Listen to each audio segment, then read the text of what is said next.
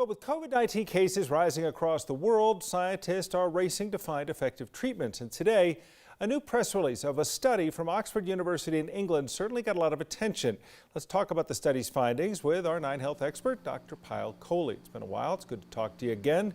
Payal, tell us about the drug that was tested. What were the findings? What do we know? Hi, Tom. Nice to see you again, too. So this was actually a study of a drug called steroids, or a class of drugs called steroids. And the drug itself was called dexamethasone. And the drug has been around for decades and decades. And we often use steroids to treat a number of different conditions, autoimmune conditions, certain types of pneumonias or infections, and many other conditions.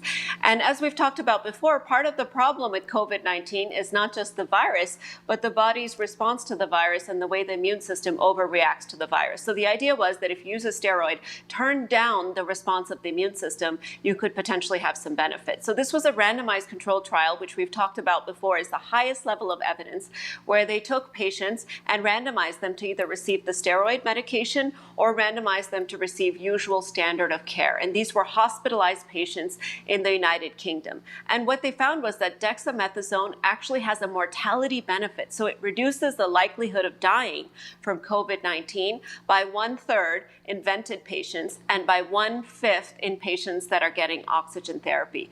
Interestingly, there was no benefit noted in people who were not on respiratory support, so not on the ventilator and not getting oxygen therapy. But it really got us all very excited, even though the data has not yet been peer-reviewed or vetted yet, because it shows promise in saving lives, and it's the first drug in COVID that has shown to do that. Yeah, we worry about getting ahead of ourselves. All of us are so excited about any progress, but you get excited about remdesivir, and then hydroxychloroquine becomes a buzzword for a while. That of course, now the FDA withdrew that emergency use authorization earlier this week. So where does this study compare as far as how far along it is compared to some of that early news we'd gotten about some other treatments?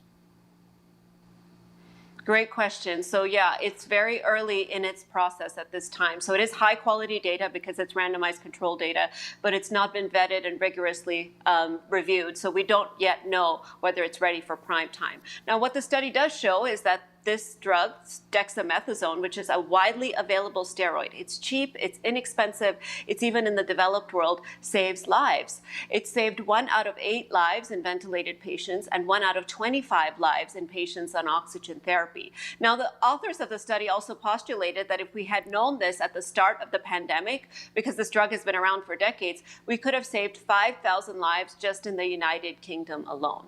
Now, what the study doesn't show is benefit in preventing COVID-19. It shows no benefit in those who have mild disease, and it actually shows no benefit in those who don't require respiratory support. And I really want to issue a word of caution here, because overinterpreting the science is really what's led to this problem with hydroxychloroquine and some of the other drugs.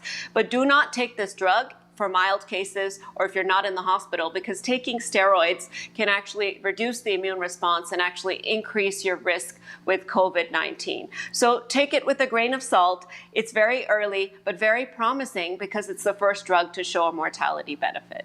Yeah, we're talking about saving people at the very end of the line from dying, but what do we learn from something like this? The idea that a steroid is an effective treatment, is that also become another part of the clue in putting together vaccinations ultimately?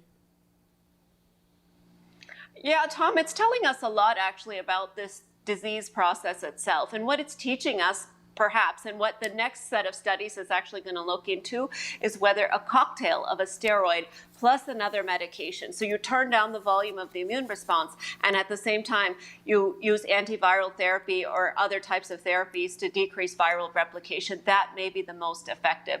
And similarly, with response to your question about the vaccines, we're also learning that we have to try to design a vaccine that induces the immune system enough so that it learns how to fight the virus, but not so much so that it actually causes side effects or problems or becomes dangerous. So the therapies for this virus actually teach us about the pathogenesis of the virus itself too. We learn a lot all the time, and we appreciate you explaining it to us, some of the stuff that we don't quite understand yet. So it's always good to talk with you.